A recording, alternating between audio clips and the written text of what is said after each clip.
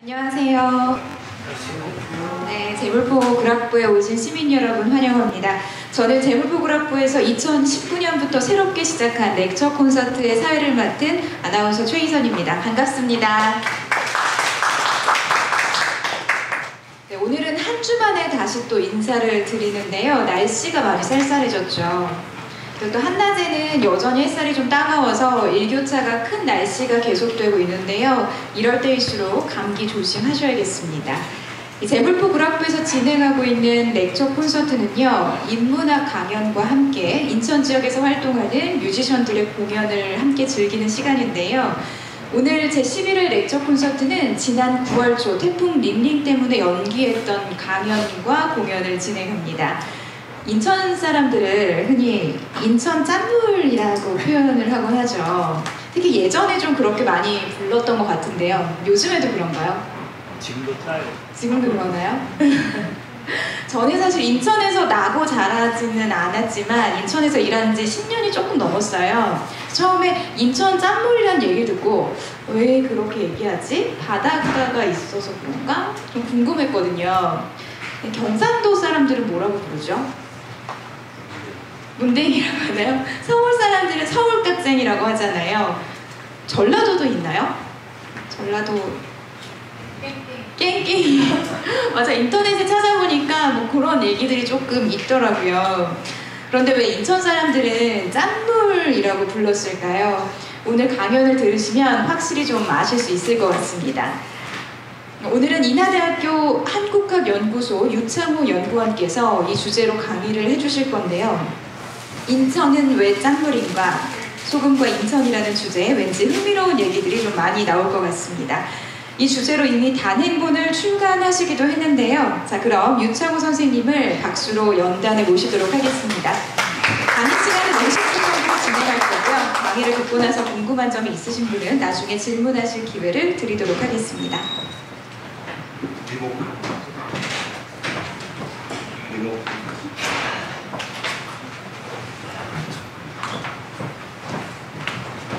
예, 반갑습니다. 유창호라고 합니다. 오늘 주제는 인천 짠물, 예, 인천의 염전에 대해서 말씀드릴 건데요. 지금 굉장히 많은 인천 지역에 염전이 있었습니다. 최초의 염전이었던, 다들 아시겠습니다. 1907년도에 그 주안염전부터 시작해갖고서는 남동염전, 그리고 소래염전까지, 그리고 군자염전도 인천 주안에서 관할하는 그런 염전이었습니다. 짜가 하면은 뭐 잠깐만 어느 걸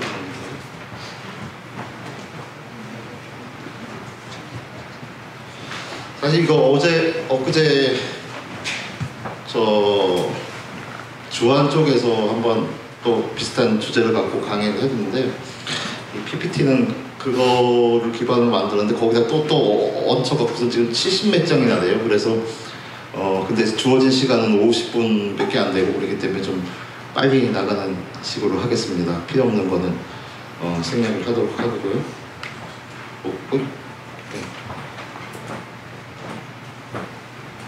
이 소금이 인간 생존의 필수품이라는 건 누구나 다 아실 겁니다. 그러니까 인간은 자체적으로 나트륨을 생산해내지 못해요. 그렇기 때문에 끊임없이 이 사람의 몸에는 약 250g 정도의 염분을 지니고 있다고 하는데, 그것을 계속 채워 넣어줘야 됩니다.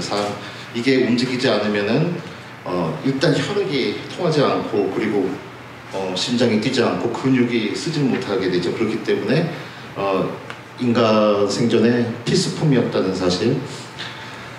그리고 소금의 종류를 말씀드리자면 우리는 모두 천일염을 대부분 떠올리실 텐데, 사실 이 암염, 포인트는 암염이 가장 많습니다. 41%. 그 다음에 지하 함수, 이 지표면 아래에 그 함수가 매장되어 있는 게, 그걸 활용해서 쓰는 게 29%, 해수가 가장 사실상 적은 그 활용도를 보이고 있습니다. 이 소금은 사실 이 암염을 빼고 그런 함수나 해수를 갖고 이용하는 데에서 제조 방법을 보면 크게 이제 전어 제염하고 전어법 끓이는 거죠. 끓이는 거하고 이런 화력을 이용하지 않고 그냥 햇빛과 바람에 말려서 만드는 소금이 있습니다. 해수에는 97%가 바닷물은 97%가 물이고 말 그대로 물이고 3%의 염류가 있어요. 그래서 그 3% 중에 77%가 바로 염화나트륨이 되겠습니다. 소금이 되겠습니다. 그렇기 때문에 사실상 이 소금을 만드는 과정은 이 97%의 물을 증발시켜서 그 나머지 것을 취하는 작업이 되겠습니다. 이 화염, 이거를 이제 전어를 보통 불화자 써서 화염이라고도 하는데, 이 불을 떼기 때문에 이 에너지 소모가 많고 상대적으로 제조 원가가 비싸지죠. 하지만 이 천일염은 그런 게 필요가 없어서 이 생산 원가가 낮죠. 대신에 이 광활한 이 제방을 만들고 간척을 해야 되기 때문에 거기에 대한 초기 비용이 많이 드는 그런 결점이 있습니다. 소금이란 과연 어떤 것인가 먼저 글자를 한번 찾아보면은 다들 아시듯이 소금 염자입니다. 좀 복잡하게 생겼습니다. 예. 근데 아셔야 될 것은 자연 상태의 소금을 이 로자를 씁니다. 소금 로자, 이 로자가 있어요. 그리고 이 염자는 인공적으로 만들어진 그런 소금이라는 뜻이 되겠어요. 보시면 아시겠지만은 신자와 신자와 이 소금 로자와 그리고 그릇 명자가 이렇게 같이 합쳐진 글자입니다. 딱 봐서도 이게 이제 소금과 권력, 이제 이따가 말씀드리겠습니다만 소금과 권력의 관계, 국가 권력의 관계, 이것을 말해주는 겁니다. 예. 그래서 이것을 혹자는 이제 그릇 위에다, 이게 가마고 가마 위에다가 이게 자연 상태의 소금을 로라고 했잖아요. 로를 끓여서 이제 신하가 이걸 감독하는 모습을 형상한 거다라고 말하는 사람도 있고, 누구는 이제 신하가 이걸 제기로 보고 거기에다가 이제 소금을 올리고 하늘에 제사를 지내는 모습이다라고 얘기를 하고 있습니다. 모두 다 신하가 들어가기 때문에 이 국가 권력에 대해서 만들어진 글자, 원래는 이 로자를 썼다는 거. 한문이 쭉 있는데, 그러면 우리나라 옛날 분들은 우리 기록에는 어떻게, 그러니까 이거는 조선뿐만 아니라 이제 동아시아에서 생각했던 그런 소금에 관련된 소금의 정의 어떻게 되는 걸 보겠습니다. 여기 온고제에서도 오신 분도 계시고 그래서 한문을 또 잘하시는 분도 계시고 그래서 한문을 그냥 보면은 소금이라는 것은 100가지 맛의 으뜸이다. 이것이 없으면 비위가 진정되기 어렵고 기혈이 보충되기가 힘들다.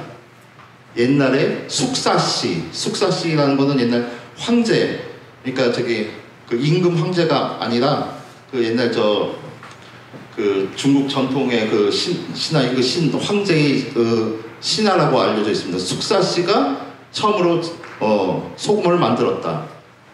근데 그 조화의 이치가 매우 깊었다. 겸하여 감리의 그 계획이 통달했다. 감리는 건공감리 있지 않습니까? 감리. 고로 소금에는 물과 불이 있다는 것을 알 수 있다. 그 본원은 바다에 있다.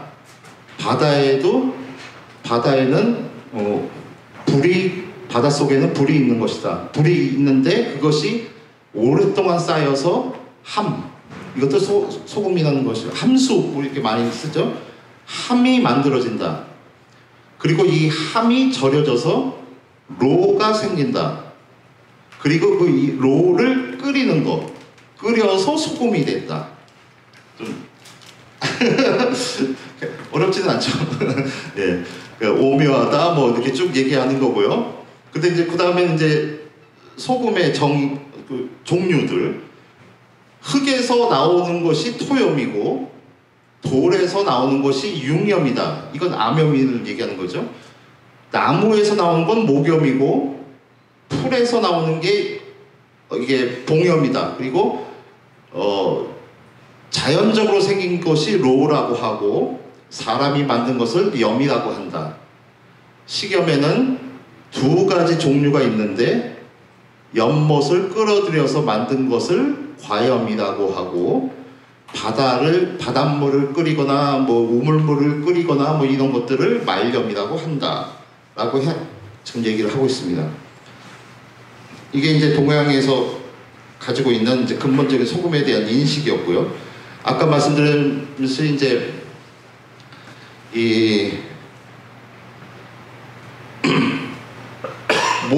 그러니까 저수지에서 끌어들여서 만드는 걸 과염이라고 했는데, 이게 이제 해지라고 산소성에 있는 것입니다. 이게 소금 호수를 말하는 거예요.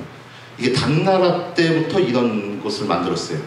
이 소금 호수를 가지고 똑같습니다. 이게 이제 오늘날의 천일염을 만드는 모습입니다. 만드는 모습이에요. 예, 이렇게 끌어들여서 이제 소금 싣고 나가는 거. 정염이라고 하는 거는 우물을 말하는 거는 이제 이 사천성에 가시면 쯔궁이라는 곳이 있는데 이게 세계적으로 유명한 그 정염, 아까 천연 함수를 이 안에서 우물을 파갖고서는 꼭 이게 시추선, 석유 시추하는 것처럼 이렇게 끌어올려서 이 함수를 이거 꼭 롤러코스터 같죠? 이걸 이렇게 대나무로 만든 이런 운반 장치에 의해서 끌어들이는 겁니다. 이것이 이제 중국이 굉장히 이렇게 소금 기술이 앞섰죠.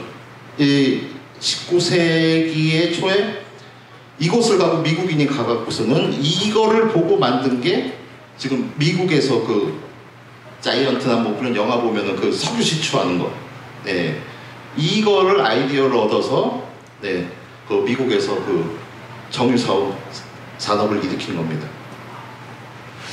서양은 어떻게 생각했느냐? 라틴어로 SAL 들어가면 쌀이라는 게 들어가면 다 소금에 대한 거기서 유래가 되는 겁니다. 살루스라는 것은 뭐 그리스 신화에 나오는 그 건강의 여신인데, 여러분 다 아시다시피 셀러리맨, 그러니까 로마 시대에는 월급을 이 소금으로 줬다고 하니까 샐러드, 먹는 샐러드, 이런 건 쌀소스, 이런 거는 이제 소금을 치다는 말에서 소스니까 이게 저 음식할 때 소스가 있지 않습니까? 그게 다 소금에서 어원을 딴 거죠. 예, 그리고 유명한 말, 이게 저 마태복음에 나오는 성서에도 인용되듯이 이제 소금은 그렇게 인식됐죠. 소금은 이제 문명을 일으키기도 하고 문명이 망하기도 하고 하는데, 또 역사적으로 아주 오래된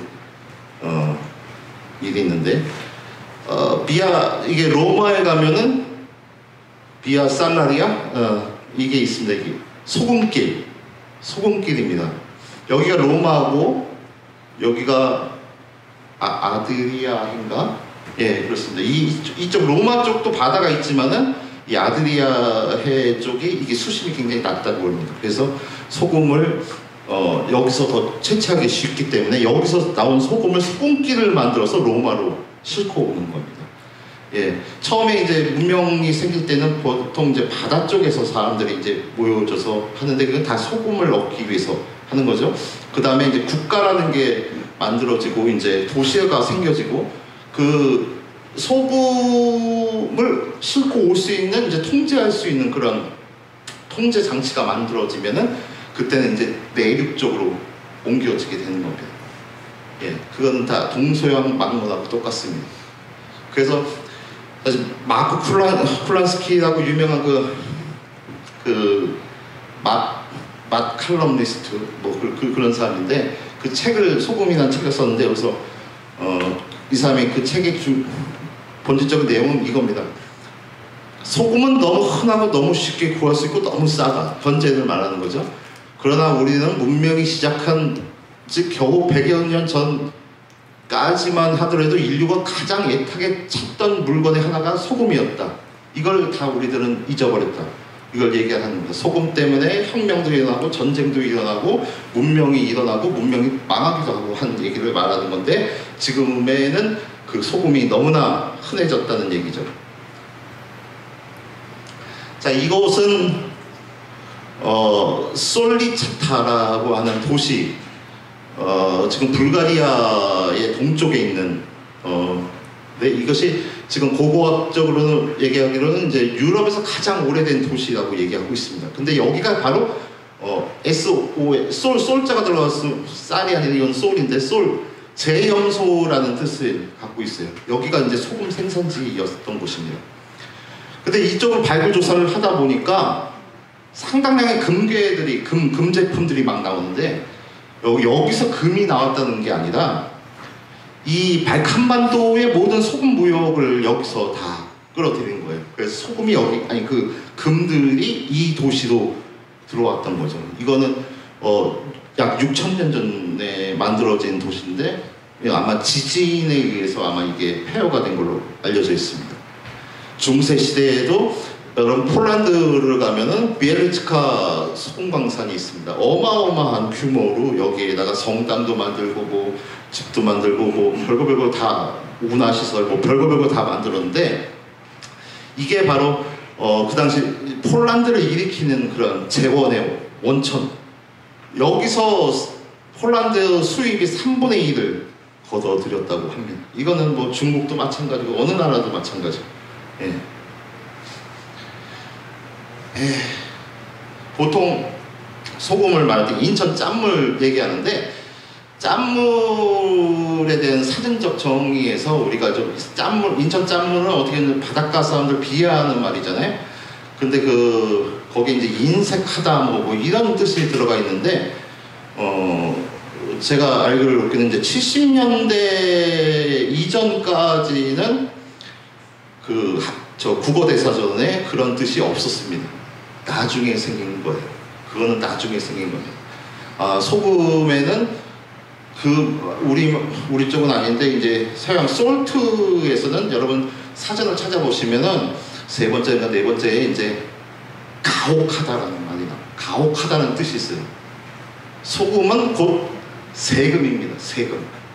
아까도 얘기했지 그 국가 권력의 이 주 수입을 얻기 위해서 소금, 인간이 먹지 않으면은 버티지 못하니까 아주 간편하게 이렇게 할 수 있고, 제염소는 옛날처럼 어느 곳이나 막 이렇게 만들어지는 게 아니라 특정한 곳에만 있었어요.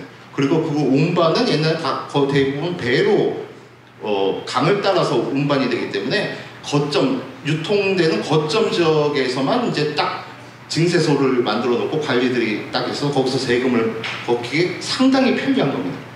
그러니까 가혹하게 그냥 세금을 두들겨 대는 거죠. 특히 중국은 전매제를 취하면서 그게 굉장히 심했죠. 송나라, 원나라 때 굉장히 그거를 염세가 대부분의 중국 황실의 그 기반을 삼았습니다. 이건 유럽도 마찬가지예요. 바로 너무나 가혹한 세금 때문에, 그러니까 세금을 이제 가벨이라고 부르는데 프랑스에서 이게 너무나 가혹하게, 그러니까 자기는 그냥 1년에 1kg 소금만 먹어도 되는데 나라에서 한 10kg를 소금을 그냥 주고 돈을 뜯는 거예요. 세금을. 그게 너무 가혹하게 되는 거죠. 그래서 이거는 이제 필리프 6세 때 14세기 초에 이제 이걸 완전히 이 가벨 체제로 확립했는데, 이게 바로 이제 1790년까지 유지됐고 프랑스 대혁명에 일으켜진 원인 중에 하나가 되었다는 겁니다. 예. 하지만 서양에서 이제 이걸 대량 생산하고 뭐 하게 되는 거에 대해서 근본적으로 바로 18세기에 일어난 화학혁명입니다. 아까 처음에 봤듯이 그 오주연문 장전상고에 나오는 막 소금 뭐 어떻다 뭐 이런 거 뭐 로다 염이다 뭐 정신없잖아요. 무슨 말인지 하나도 모르겠는데 서양 과학이 그거를 소금에 대한 정의를 명확하게 해버린 거는 소금은 하나의 원소가 아니라 나트륨과 염소의 화합물이다. 두 개의 화합물이다. 라는 사실을 밝혀낸 겁니다. 화합물이라는 것은 또 이거를 분리할 수도 있어요. 이 소금물에다가 전기를 연결시키면 이건 또 분리가 되고 또 다른 원소와 붙이면 또 여러 가지 다양한 물질들이 만들어져요. 이게 바로 화학혁명이고 화학공업의 근본이 되는 그런 발견이 이 당시 이렇게 이루어진 거죠. 네. 제가 보기엔 책들을 이제 옛날 고전들을 보면은 언제 이런 과학적 인식을 갖게 됐나? 규장각에 있는 중서견문록 이 책은 이제 우리나라 개화파들이 이제 중국 가고 일본 가고 뭐 이런 데서 책을 몰래 구해와서 유통되던 책인데 이거 아마 1840년 60년대 이후 이 글로 봐서는 1860년대 이후에 나온 책 같은데 그게 이제 중국에서 이렇게 번역된 것을 그 글들을 몇 가지 모아서 이렇게 만든 책이에요. 이런 책인데 여기에 영국연법이라는 게 나와요. 여기서만 가장 이게 제일 처음으로 나온 이제 서양의 그 소금의 정의 그리고 소금의 어떤 거를 보는 걸 이제 나타내주는 것 같아요. 대체로 소금이라는 것은 민생의 일용 음식의 필수품이다. 고로 어염질이 소금과 물고기 어업에서 얻는 이익인 어염질이란 말은 옛날부터 이것을 일컬는 말이다. 그러나 경영하고 처리함이 올바르면은 똑바르면은 좋게 백성들을 이롭게 할 것이고 경영하고 처리함이 좋지 아니하면은 백성들을 병들게 한다. 이것은 불갑을 마음을 다해 갖고서는 그 연구에 대한 것이다. 서구계, 그러니까 서양의 화학 안에서 소금이라는 건 어떤 것인가 살펴보건데 이것은 그 소금이라 하면 색점과 가라연이라고 하는 두 물질이 서로 짝지어져서 만들어진 것이다. 이게 중요한 거죠. 이걸 처음으로 이제 소개하는 겁니다. 서양 과학을 처음으로 소개하고 있는 거예요. 여기 보면은 색점이라는 거는 금속류고 가라연이라는 거는 기류고 근데 이게 색점은 곧 나트륨이고 가라연이 그 염소다.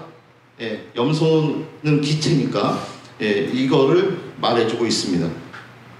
이제 19세기가 되면서 이제 사람들이 소금을 대하는 인식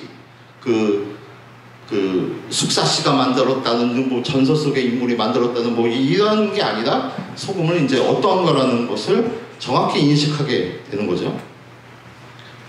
이런 인식을 기반으로 이제 소금은 제국을 일으키는 또한 기반이 됐어요. 전 세계에 소금이 이제 대량 생산되면서 전 세계로 돌면서 들어옵니다. 그것이 가장 기록적으로 이제 높아지는 것이 영국에서 나오는 건데요. 영국이 소금 산업을 일으킵니다. 이거는 과학혁명과 연결됐기 때문에 그런 소금의 제국이 된 거예요. 영국에서는 가장 유명한 데가 채셔 지방이라는 곳입니다. 채셔 지방인데 이거는 로마 시대 때부터 주요한 그 소금 산지였어요. 그 전에는 다 나무를 잘라서 소금 이렇게 끓이는 전오면 방식으로 했는데 여기서 랭카셔는 또 석탄의 산지거든요. 노천 광산이 석탄 광산이 있어요. 이거를 이제 강의 운하를 파서 이제 이 석탄으로 이제 원료를 해서 싸게 연료를 공급받고 이것이 이제 리버풀을 통해서 전 세계로 뻗어나가는 겁니다.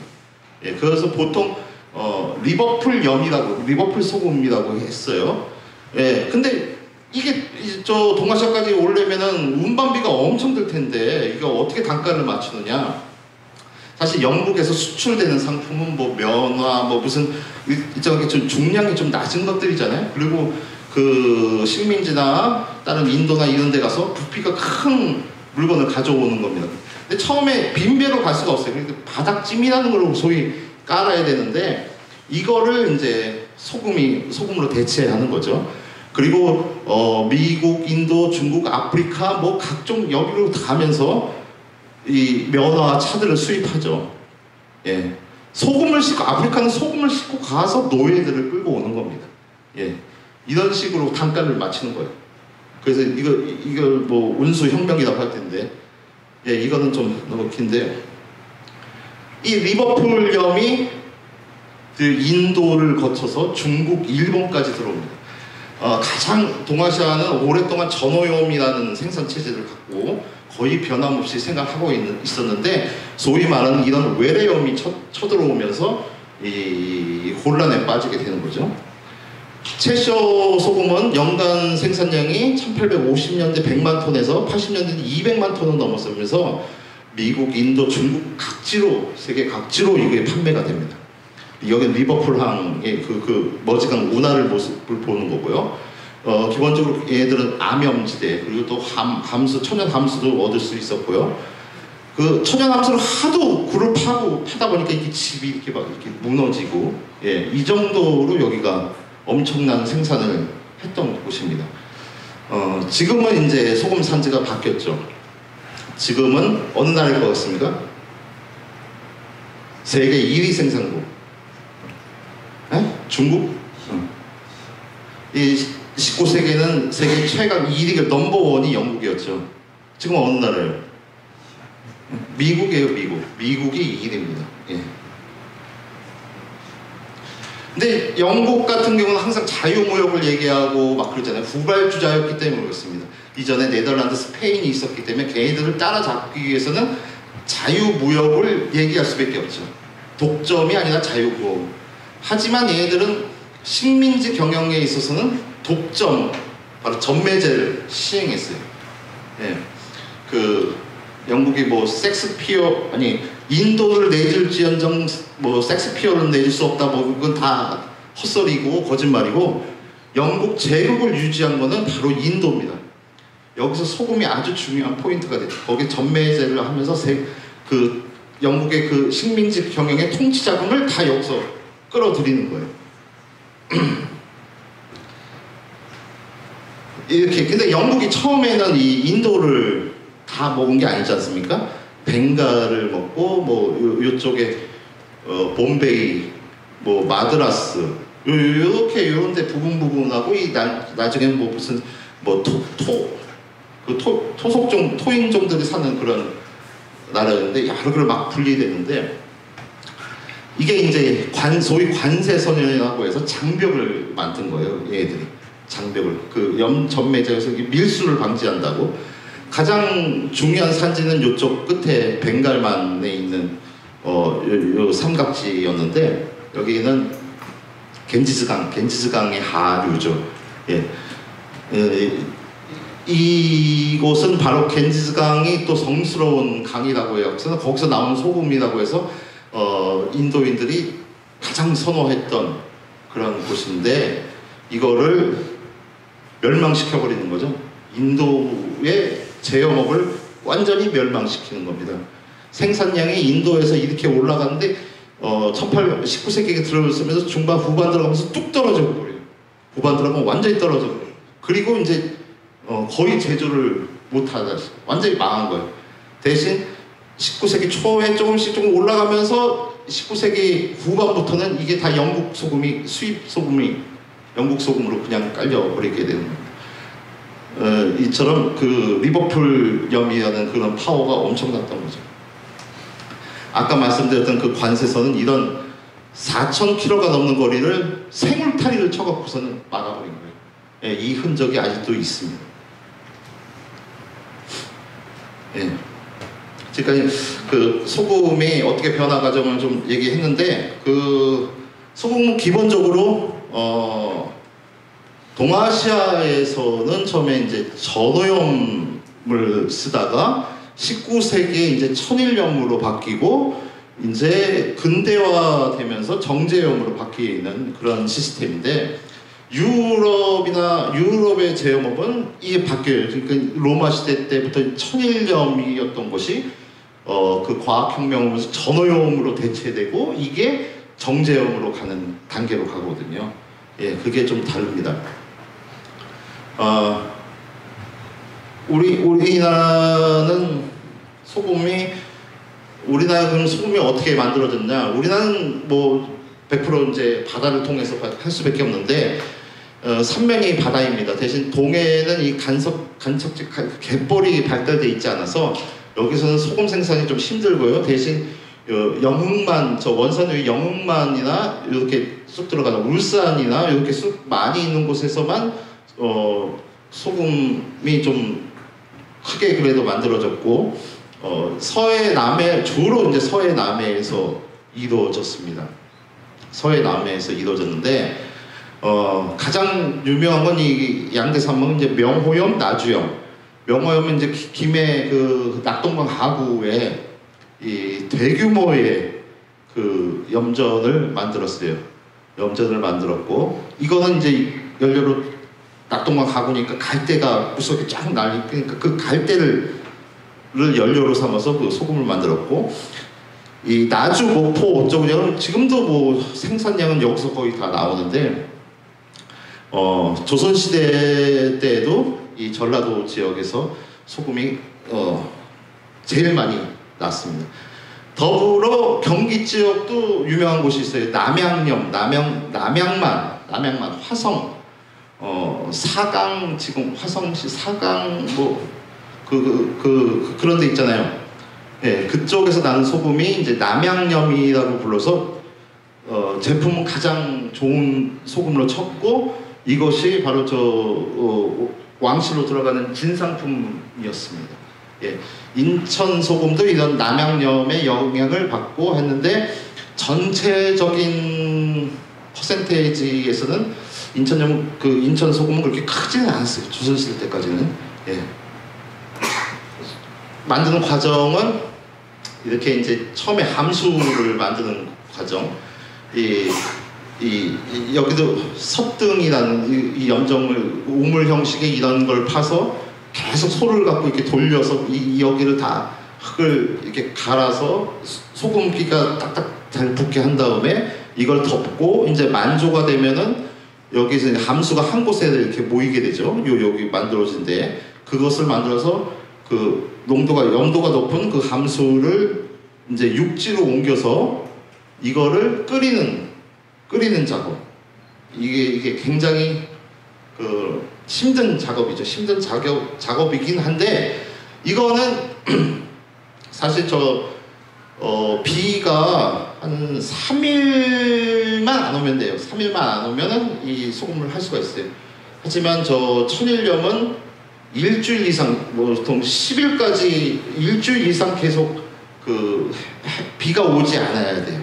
예, 그 소금이 만들어지기 위해서는 중국도 마찬가지로 이 소금은 거의 대부분 전어염을 쓰고 있었는데 아까 말씀드린 7세기경부터 이제 천일염이 시작됐고 이 15세기에 이 남부 지역에서 뭐 복건성이나 광동성이나 이런 데서 아까 초기의 그런 형태의 천일염들이 만들어졌는데 그 서양에도 똑같이 유럽에서 이제 7세기경에 이탈리아 베네치아에서 천일염이 만들어지거든요. 그러니까 그 전에 로마 시대에 만들었던 천일염은 그냥 웅덩이 하나 파갖고서 바닷물 받아놓고 이게 마르도록 그냥 기다리는 거예요. 그러면 한 시간이 한 1년도 넘게 걸립니다. 근데 그 해수라는 것은 바닷물이라는 것은 이거를 다단계로 여러 개의 우물로 그 저수지를 만들어서 그거를 이동을 시키면은 더 빨리 그 소금을 농도가 높아진다는 걸 알게 됐어요. 그걸 알게 된 것이 이탈리아에서 7세기에 그래서 그게 천일염이 만들어졌는데 그 천일염 방식을 근데 아까 중국에 가르쳐 전파를 해줬어요. 그게 이제 청나라 때 강희제 때 그 제수이트 선교사들이 이 천일염전을 만들어줬습니다. 만들어줬고 강희제가 그거를 보급을 했는데, 강희제는 이제 그 요동을 기반으로 한 사람들이니까, 만주족이니까 이 만주 지역에 쫙 그걸 만들도록 이제 장려를 했어요. 장려를 했습니다. 그게 두 군데에서 왔다는 거죠. 그러니까 원래 갖고 있던 기술도 있었지만 서양에서 전파된 기술도 있었다는 거. 그런데 이제 태평천국의 난이라고 아시죠? 태평천국의 난이 일어나서 이게 다 깨졌네. 중국은 이 양회염이라는 이 양자강 하류에서 나오는 소금과 이 아까 말한 사천성에서 나오는 소금이 그 기반이 되거든요. 이게 이제 운하로 파져 있고, 아니 운하가 아니라 양자강 그 수로가 있고, 이 여기서 양대 지역에서 나오는 소금은 그 대운하를 통해서 북경으로 올라가는 거 아닙니까? 북경으로 올라갑니다. 그런데 태평천국의 난이에서 이 남부 지역이 그 점령이 되니까 이 소금 루트가 꽉 막혀버렸어요. 그래서 안 되니까 이쪽에서 갑자기 이제 요동 지역과 삼동만도 지역, 이쪽 해안 쪽에 천일염이 급속하게 개발이 되기 시작한 겁니다. 개발이 된 모습은 이런 식으로 이제 해안 지역에 엄청나게 이제 많은 생산 염전지대가 만들어지는 것이죠. 이와 달리 이제 일본은 끝까지 이제 전오염 방식은 유지하는데요. 어떻게 전오염 방식을 유지하는데요.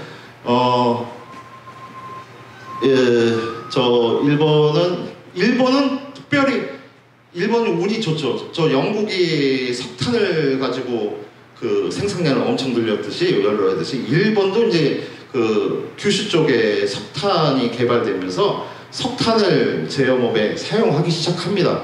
그래서 생산량이 갑자기 급속도로 늘어나게 되죠. 일본이 주요 생산지는 이 시코쿠 위에 여기가 이제 소위 말하는 세토나이카이만이라고 하는 요 지역에 이제 10주 염전 체제를 유지하고 있습니다. 여기 다 염전들이 몰려 있거든요. 이 염전들이 몰려 있습니다. 근데 이제 자기네 잉여염들이 생겨나니까 좀 일본 애들이 맹랑한 생각을 했어요. 야, 이걸 수출해보자. 어디로? 중국으로. 딱 보니까 중국은 소금값도 엄청 비싸더라. 오해한 거죠. 소금값이 비싼 게 아니라 중국이 염세가 비싸서 소금값이 비싼 건데, 그걸 모르고 야, 우리 충분히 우리 소금이 경쟁력이 있다. 소금을 한번 중국으로 수출해보자고 이 염업동맹을 맺어갖고서는 이걸 이제 수출 운동을 피게 됩니다.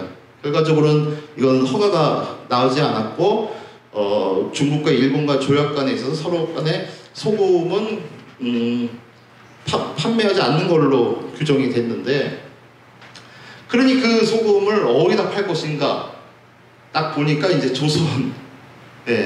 조선에다가 이제 수출해야 되겠다로 이제 바꿔 나가는 겁니다.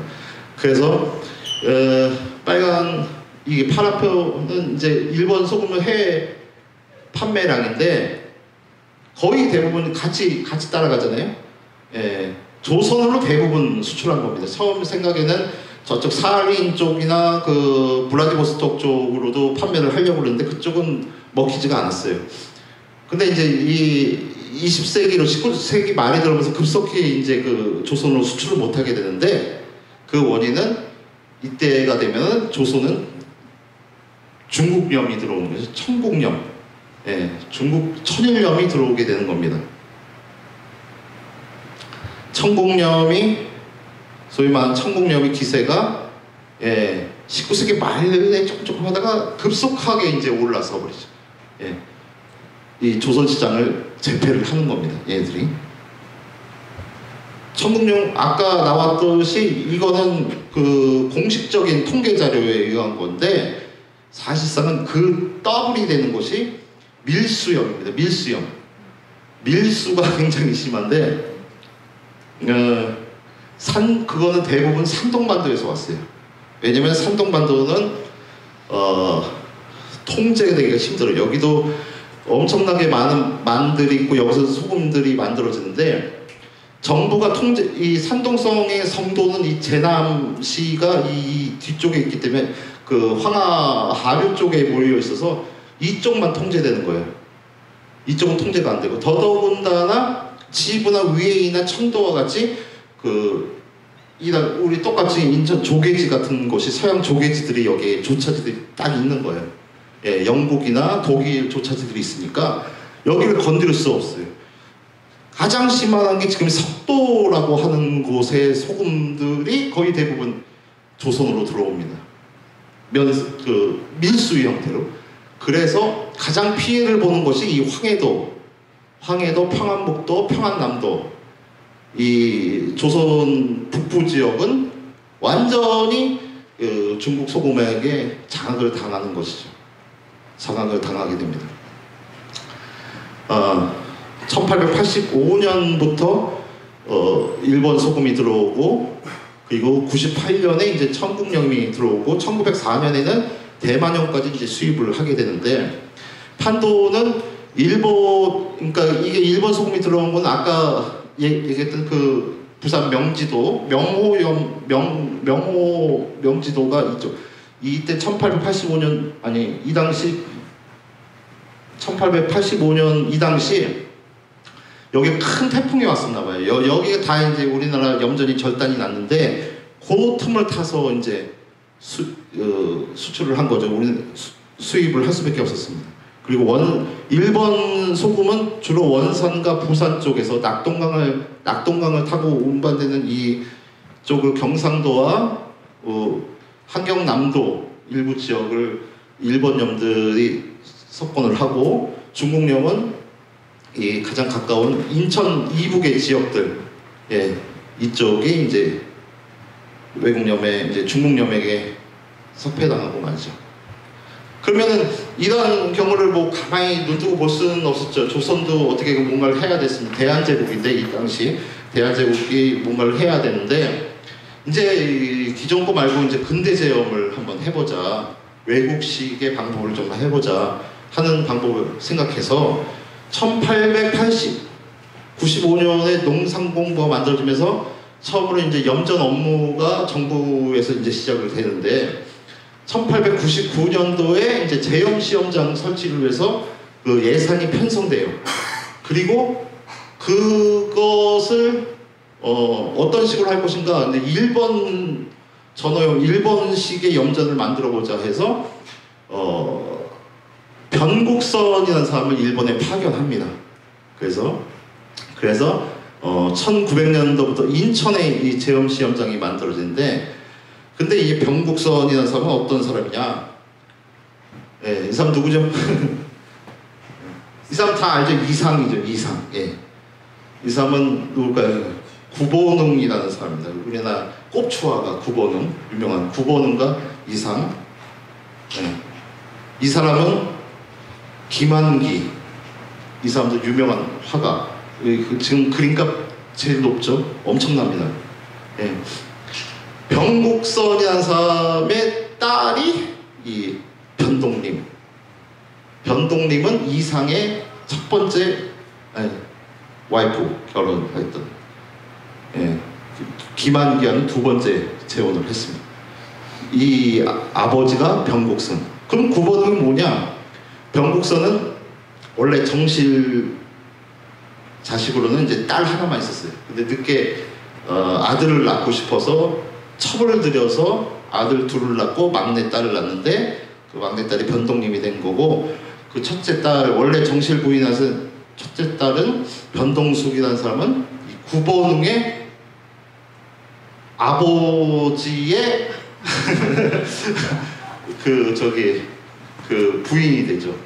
근데 그 재치예요, 재치. 그래서 이 구본웅은 좀 꼽추고 이 구자역인가 그런데 아버지가 굉장히 좀 집안이 좋은 사람입니다. 그래서 아마도 이 병국선은 좀 자기 집안도 좀 그렇고 그러니까 집안 보고 한 것 같아요. 예, 그렇게 한 건데 변동님이 이상하고 결혼할 때 아마 그 병국선하고는 완전 이 집안에서 의절을 하고 갔거든요. 김한기하고 또 재혼한다는 것도 또 뭐 완전히 그렇고 그래서 뭐 이쪽 사람들 자서전에 보이는 거 보면은 그 변국선 얘기는 잘 안 나오는데 오히려 구본웅 집안에서는 여기서는 이제 병국선 얘기들을 좀 하더라고요. 그러니까 외할아버지가 되는데 예, 이쪽에서는 많이 얘기들을 하고 있더라고요. 하지만 잘 안 됐어요. 잘 안 됐어요. 이게 이제 1901년에 이상한 횡령 사고가 나서 잘 안 되는데 아무튼 그 사람이 만든 병국선이 만든 그것은 석탄을 원료로 했고 그리고 철가마를 또 만들었고 20정보에 대한 그래서 여러 가지 근대적 시설을 이용한 그런 염전이었다는 것이 기록에 남아 있습니다. 이것을 어떤 식으로 한 거냐 하면은 바로 1899년 8월부터 10월까지 간 일본 영업 시차를 통해서 가게 되는데요.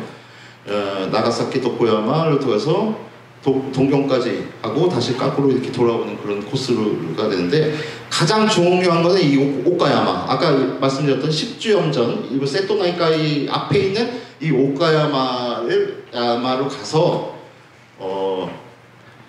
노자키라는 사람을 만나는 거예요.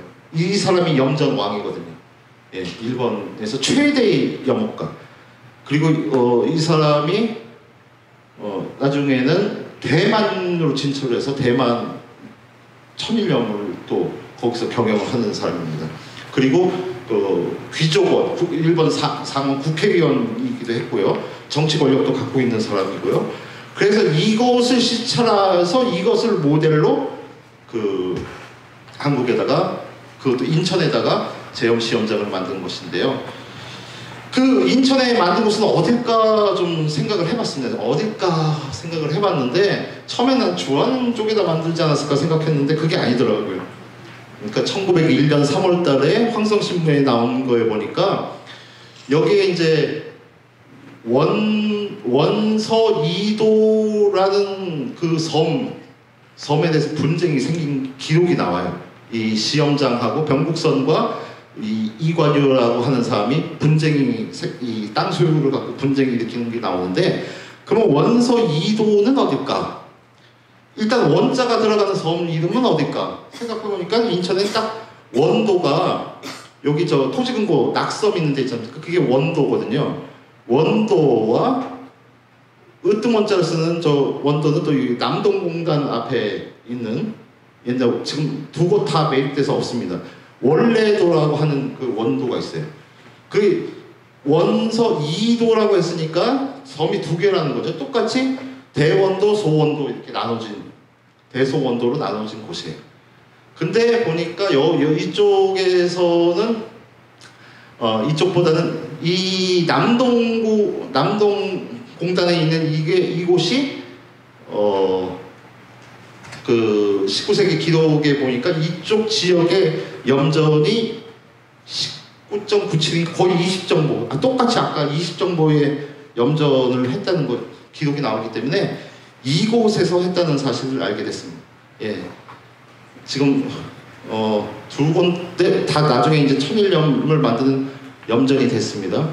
여기서 이제 남동염전이 됐고 그 전에는 인천을 대표하는 가장 큰 옛날 전통 방식의 소금 생산지가 바로 이거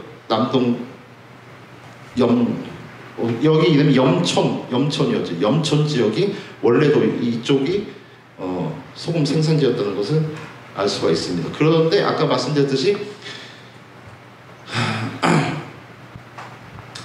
공금 횡령 사건이 나가요.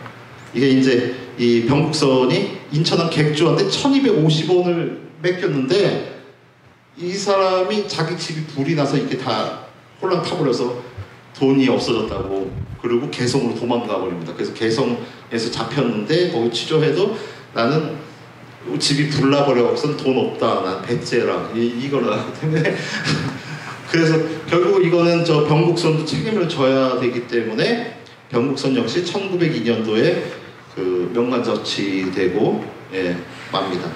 하지만 그 뒤로는 이 사람이 뭐 완전히 이렇게 제거된 건 아니고 뒤에는 다시 또 그 수원 농림학교 지금의 서울대 농대의 교수가 돼요. 예, 이 사람은 그렇게 또 살아나더라고요. 그래서 이 돈 뭐 횡령 사건 뭐 어떻게 되는 건지 잘 자세히는 알 수 없습니다만은 제 생각에는 이 막내딸 교육시켜. 왜냐면 프랑스 유학 이 시대의 프랑스 유학을 합니다. 돈이 꽤 많이 들었겠죠. 예. 그런 생각이 좀 들더라고요. 사실 그래서 자체적인 근대화는 하지 못하고 남의 손에 맡겨질 수밖에 없게 됐습니다. 예, 이 사람이 메가다 타네다로 재정고문, 이제 통감부의 재정고문을 맡았던 이 메가다가 개혁정책을 하면서 담배와 소금을 새로운 과세장 대상, 그래서 전매제를 생각하게 됩니다. 여기서 전매제를 생각하게 되고, 이거는 보아하니 우리나라 염전을 전부 다 이렇게 자유적으로 뭐 이렇게 알아서 하게, 뭐 일본식이나 대만식으로 이렇게 하려고 하면 돈이 너무 많이 들어요. 돈이 너무 많이 드니까 일본이 그 총독부에서 이거는 직영으로 하는 거, 관에서 직영으로 하는 체제로, 관영 천일염은 이제 관에서 직영으로 딴 사람 못하게 하는 체제로 이제 나가게 되죠. 인천에 처음부터 인천에다가 만들려고 했던 건 아니고, 처음에는 목포 영사 와카마스 도사부로라는 사람이 목포에다가 처음에 시험장을 만들려고 했습니다. 그 시기가 이제 1904년이죠. 이때는 무슨 시대냐면은 러일 전쟁 시대 아닙니까? 러일 전쟁 시기이기 때문에 이 와카마스 영사가 이 군함이 다닐 수 있는 그런 요충지를 파악하기 위해서 섬 지역을, 전라남도 신안군 섬 지역을 돌아다니 보니까 여기서 소금을 많이 할 때가 많고 어마어마한 간석지가 있는 걸 보고 여기다가 제염업을 하고 그 천일염전을 만들면 어떻겠느냐 하고 이제 외무성에다가 제안을 한 거고, 그리고 이 사람 막 독단적으로 일본의 자본가들을 막 끌어들였어요. 근데 아까 얘기했듯이 메가다는 이게 관영 체제를 유지해야 된다고 생각했기 때문에 이제 복잡해지니까 여기를 치고 적합한 곳을 찾아라. 그 북쪽에 있지 않겠느냐. 요동반도가 그렇게 천일염전이 많다는데 그럼 바다 건너서 바로 조선인데 왜 여기는 못하냐. 그래서 서북 지역을 이제 쫙 조사를 하게 되고, 거기서 이제 가장 교통이 편리한 이제 기차도 놓여진 그런 인천 주안에다가 이제 시범염전을 만들게 됩니다. 하지만 일본 자체도 천일염전 기술이 없어요. 그러니까 급하게 이제 대만 거를 그대로 여기다 그냥 씌우는 겁니다. 오쿠겐조라는 대장성 기사를 소빙해서 이제 막 조사를 시키고 급한 대로 만들어진 게 이제 1907년도에 주한 천일염전 1정보, 지금 3,000평 규모밖에 안 되는 그런 시범염전이었습니다. 간단히 저 천일염전이 어떻게 만들면 이제 저수지, 증발지도 제1증발지, 제2증발지 나눠지고 그 다음에 결정지 이렇게 만들어지는 겁니다. 그래서 이게 점점점 농축이 돼서 이제 소금이 되는데 4일, 9일, 10일이 걸리죠. 10일. 예. 이 물이 이제 염도가 올라가면서 봄의 기준 28도에서 딱 소금꽃이 피는데 그 시기가 이제 10일 걸립니다. 하지만 일본은 자기네 나라에다가는 이 천일염전 하지 않았어요. 천일염전을 시도는 했습니다. 그러나 기후 조건이 계속 비가 많이 내려오고 하는 곳이니까 계속 실패를 하고 여기서는 안 되겠다 하고, 그리고 또 기호성도 있죠. 좀 이 외국에서 나오는 소금은 나쁜 소금, 우리는 신성한 그런 소금 이런 걸 하기 위해서 구분을 딱 지어버렸습니다. 내지형과 외지형. 예. 이 식민지 조차지, 관동주나 청도와 조차지, 그리고 조선과 대만 같은 식민지 이런 곳에다가 이제 염전을 개발하는데 이곳은 다 천일염을 만드는 걸로 했죠. 이곳을 천일염을 만들어서 근데 이제 자기네 나라로 들어오면 안 돼. 먹는 거는 우리 전통적인 자기네 전통적인 전어용으로 식염을 쓰고 얘들에서 나오는 거는 공업용 소금을 쓰자 이렇게 결정을 내리는 거죠.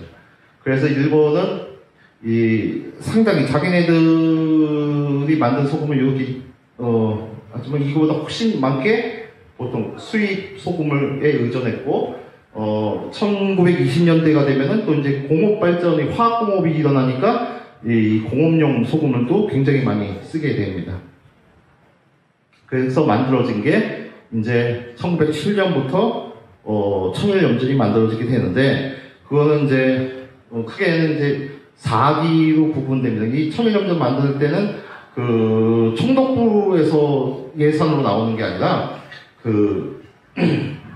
일본 본토에서 공채를 팔아서 공채 대금으로 공채 예산으로 나오는 거기 때문에 그때 만들어지지는 않았어요. 어떤 시기가 구분이 됩니다. 예.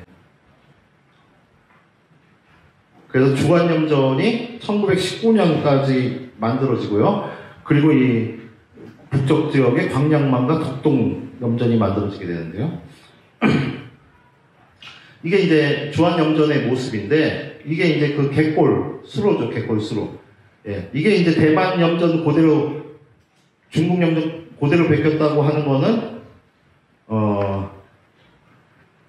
요 앞에 점점점점 있는 게 결정지인데 이 결정지가 이 내륙 쪽으로 들어가 있죠. 결정지가 내륙을 바라보고 있습니다. 근데 이후에 조금 이따 말씀드릴 이후에는 이게 이제 이 바다 쪽으로 향해 가게 돼 있어요. 이 내륙 쪽으로 가 있는 게 이제 중국식 염전이거든요. 예. 이 결정지가 내륙 쪽으로 있으면은 완성된 소금을 육로로 통해서 운반하기 굉장히 힘들어요. 하지만 바다 쪽으로 바라보게 되면은 배를 통해서 운반하기 때문에 굉장히 쉽게 되는 거죠. 가장 중요한 게 이제 광양만의 소금인데, 이 만든 1909년도만 해도 한국 총세입 예산의 7.6%를 써서 만들었습니다. 굉장히 대규모였습니다. 광양만이 어디냐면은 이 대동강 하구에 있는 곳인데, 지금도 여러분, 북한 쪽은 잘 정보가 없으니까 어쩌서 구글 맵을 통해서 보면은 이쪽 서해안에 쫙 대규모 염전들이 쫙 있는 게 보여요. 예, 이렇게 쫙 올려보면은 이 엄청난 규모의 소금 염전들이 지금도 존재하고 있습니다. 3기 공사에 들어가서는 이제 거의 이제 일본이 조선에다가 이후로 만정보의 염전을 만들겠다. 아주 야심찬 계획을 세우고 진행을 합니다. 그래서 이때 이제 남동염전이 만들어지고 군자염전이 만들어지고 북한 쪽엔 귀성 남시염전은 저기 압록강 예, 이게 군자염전의 모습인데 지금은 다 매립돼서 사라졌지만 이 오이도를 중심으로 이게 제방을 싸서 이쪽을 엄청난 규모의 염전으로 만들어낸 겁니다.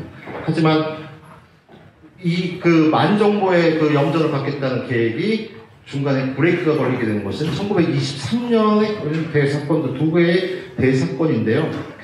23년 8월에 을충년 대홍수라고 알려진 대홍수가 나서 서북 지역의 염전들이 싸그리 그냥 무너져 버립니다. 그래서 거의 광양만 염전 같은 경우도 한 60%가 다 절단이 나버려요. 복구비도 엄청나게 또 들게 되고, 아까 본 군자 염전의 제방도 다 무너져 버려서 큰 고통을 내죠. 거기다가 9월달에는 관동 대지진이 일어나니까 이 수습책에 의해서 이제 공채 발행이 안 되는 거예요. 공채 발행이 안 되고, 그래서 1925년 이후로는 약 10년 동안 천일염전이 만들어지지 않습니다.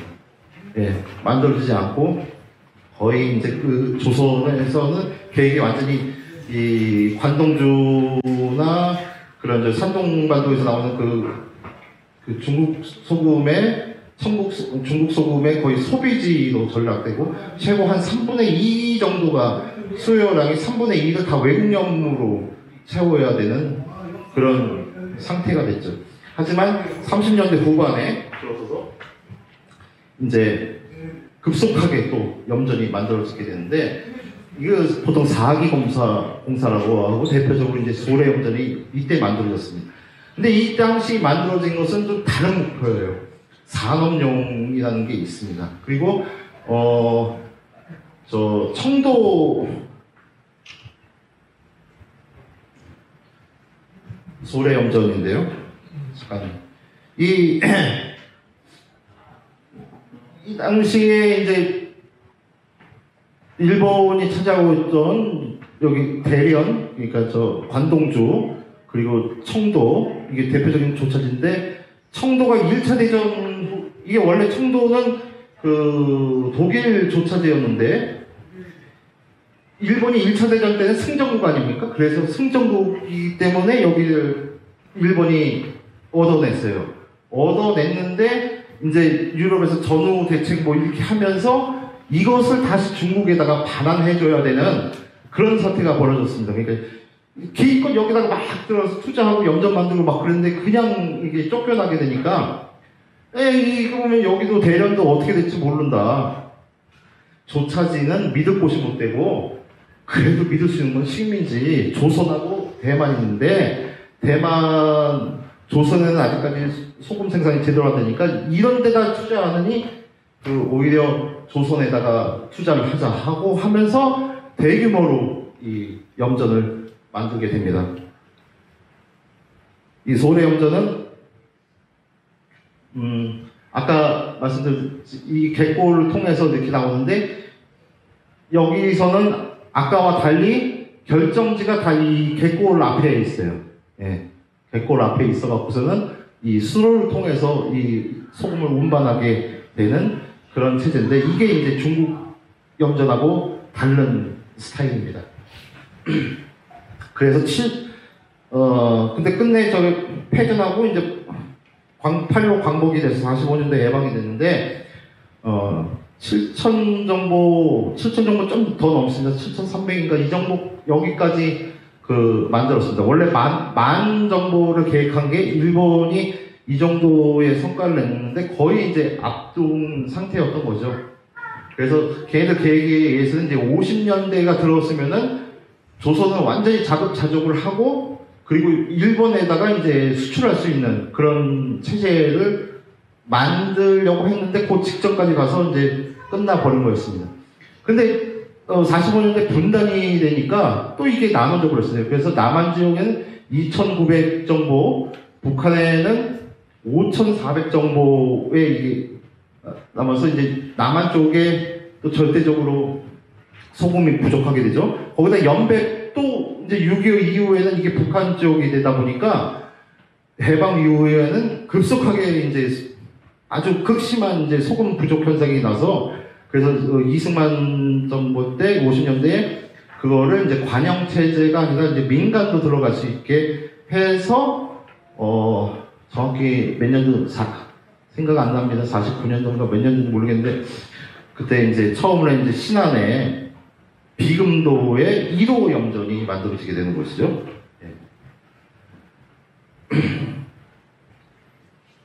하지만 그 4기 염전, 그 전시체제로 들어가면서 또 특징은, 소금을 단순히 먹는 거에 쓰는 게 아니라, 이 화학공업용으로, 공업용 소금을 막 만드는데 막 쓰게 됩니다. 이 소금에서 나오는 거는 소위 말하는 소다 산업이라는 거 있어요. 탄산나트륨, 소다 산업, 유리, 비누, 직물, 뭐 여러 가지, 직물 이런 데서 많이 쓰는 그, 소다 산업이 들어가고 레이온, 알루미늄도 만들 수가 있고요. 그리고 이제 염소를 통해서 보통 이제 표백제나 뭐 여러 가지 이 플라스틱 제품들을 만드는 그런 원료가 됩니다. 예. 그리고 또 소금을 만들고 보면은 맨 마지막에 이제 부산물로 나오고 있는데 그걸 보통 고즙이라고 하는데 고즙. 옛날 간수 있잖아요, 간수. 이게 또 원료가 되는 거예요. 의약품이나 비료, 시멘트, 농약 가진 곳에 또 이렇게 그 재료가 돼서 이 공업용이 이제 소비가 굉장히 늘어나게 됩니다. 그래서 이거를 대규모로 이제 염전을 공업용으로 할 수 있는 염전을 만들기 위해서 하는데 시간이 많이 오가됐네. 그러면은 다 하고 저기 소금 창고에 대해서만 지금 잠깐 말씀드리겠습니다. 소금 창고 지금 다 이제 인천에 이제 그 유산들은 다 없어져서 사라졌죠. 유일하게 남아있는 곳은 지금 서울에 있는 거기서 이제 약간 그 체험 활동할 수 있는 약간의 그 체험 시설이 남아있는데, 습지공원이 남아있는데, 거기에 나와 있는 소금 창고. 이거는 이제 신안에 있는 건데요. 신안 증도에 있는 소금 창고인데, 이거는 지금 박물관으로 또 쓰고 있죠. 이거는 다르게 이제 이 나무가 아니라 석조로 되어 있어요. 근데 사실상 이거는 원래 소금 창고용으로 만든 게 아니라 기존에 있던 창고를 그냥 이제 여기다가 소금 저장소로 만든 거예요. 원래 용도가 이렇게 한 거 아니고, 이 소금 창고는 원래 계획대로 이렇게 만들어서 나왔던 겁니다. 근데 이거는 이제 등록문화재죠. 인천 거는 다 썩어 뭉들어져 가고 있습니다. 원래 소금 창고는, 진짜 소금 창고는. 이 소금 창고는 다 계획적으로 나왔습니다.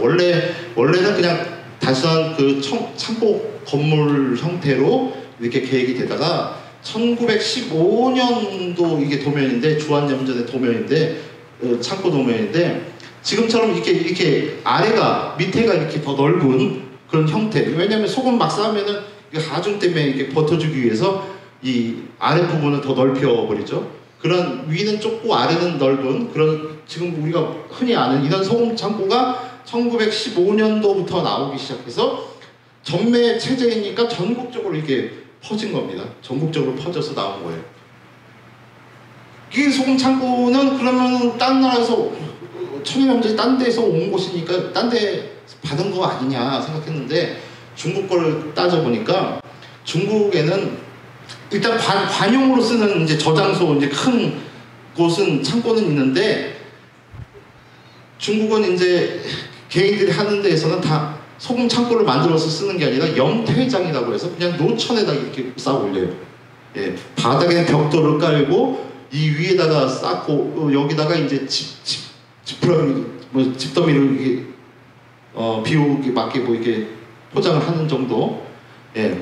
왜냐하면은 대부분 중국은 관용 체제로 한 게 아니거든요.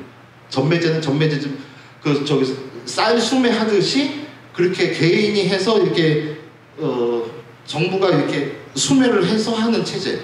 그러니까 돈이 없는 그 염부들이 자기 돈을 들여서 창고를 굳이 만들 수가 없었어요. 그러니까 이렇게 그냥 막 노천에다가 이렇게 창고가 없었다는 얘기입니다. 하지만 우리는 창고를 다 관용체제이기 때문에 만들었어요. 그리고 이게 옛날 50년대 그 서울의 염전 평면도인데, 여기 보이시죠? 모르겠지만 점점점점점 이렇게 쫙 있어요. 이게 다 소금 창고 위치를 말하는 건데요. 전체적으로 80개가 있었습니다. 서울의 염전에 80개가 있었어요. 여기는 인천이고 여기는 저 시흥인데, 시흥에만 60개가 있었어요.